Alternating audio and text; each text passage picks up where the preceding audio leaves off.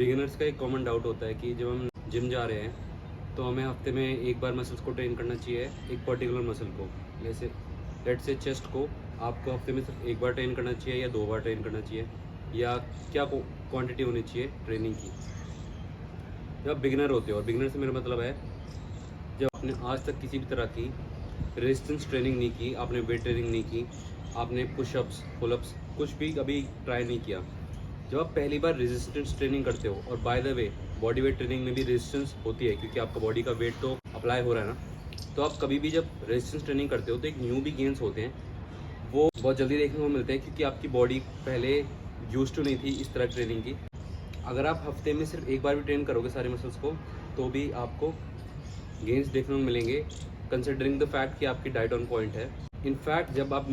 बिल्कुल न्यू भी होते हो तो अगर आपकी डाइट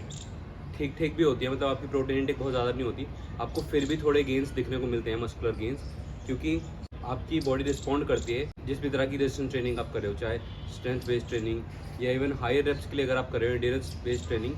आपको स्टिल रिजल्ट्स दिखेंगे क्योंकि आपने आज तक किसी तरह की ट्रेनिंग की। पर इश्यू होता है जब आप 6 मंथ्स 9 मंथ्स या इवन 1 साल तक ट्रेनिंग कर लो तो धीरे धीरे आपके जब वो न्यूबी गेंस वाला पीरियड चला जाएगा तब आपको थोड़ा ज़्यादा एफर्ट डालना पड़ेगा। तब आप चाहो तो हफ्ते में 2 बार भी ट्रेन कर सकते हो, पर at the end of the day ये नहीं मैटर करता कि आप हफ्ते में कितनी बार ट्रेन करते हो, क्योंकि मैं हफ्ते में सिर्फ 3 बार ट्रेन करता हूँ। पूरे वीक में सिर्फ 3 डेज रेजिस्टेंस ट्रेनिंग मतलब वेट ट्रेनिंग करता हूँ,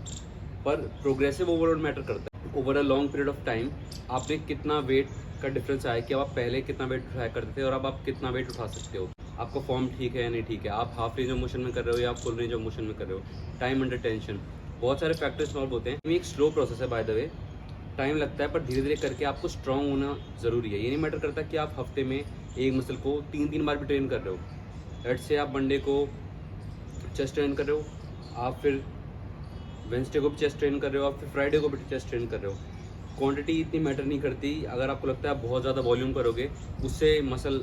ग्रो होगा, ऐसा नहीं है। आपको स्ट्रॉन्ग होने की ज़रूरत है, आपको ज़्यादा वजन उठाना पड़ेगा,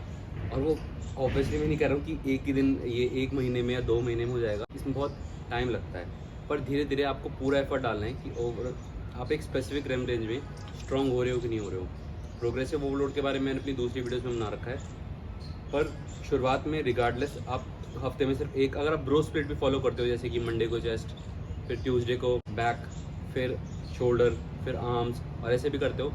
तो जब आप न्यू भी होते हो तब आपको तब भी गेंस देखने को मिलेंगे क्योंकि आपने अभी किसी भी तरह की ट्रेनिंग नहीं की है। आपको बस ध्यान रखना है, जो गलती मैंने भी की थी और ज़्यादातर लोग जब नए होते हैं, जब जिम जाते हैं तब ये करते हैं, क्योंकि ट्रेनर की या किसी की गाइडेंस नहीं होती तो उनकी डाइट ऑन पॉइंट नहीं होती। जो भी आपका बॉडी वेट है पाउंड्स में, उसको पहली बात तो आप पाउंड्स में कैलकुलेट कैसे करोगे। जो आपका बॉडी वेट अभी केजीज़ में है उसको 2.2 से मल्टीप्लाई करो, जो नंबर आता है वो आपका बॉडी वेट है पाउंड्स में।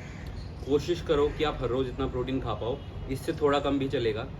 पर इन जनरल अगर मेरे को इन जनरल एडवाइस देनी हो, सबका वेट अराउंड 60 या 50 से ज़्यादा तो होता ही आजकल, तो मिनिमम से मिनिमम आप कोशिश करो कि 100 ग्राम प्रोटीन तो आप हर रोज़ खा ही लो, अच्छी क्वालिटी से। एनिमल बेस्ड सोर्स जितने भी होते हैं, एग्स, डेयरी या चिकन वगैरह, या आप इनसे कंज्यूम करोगे तो ज़्यादा बेहतर रहेगा, क्योंकि इन सोर्सेज की बायो अवेलेबिलिटी ज़्यादा रहती है compare to plant based sources जो भी होते हैं।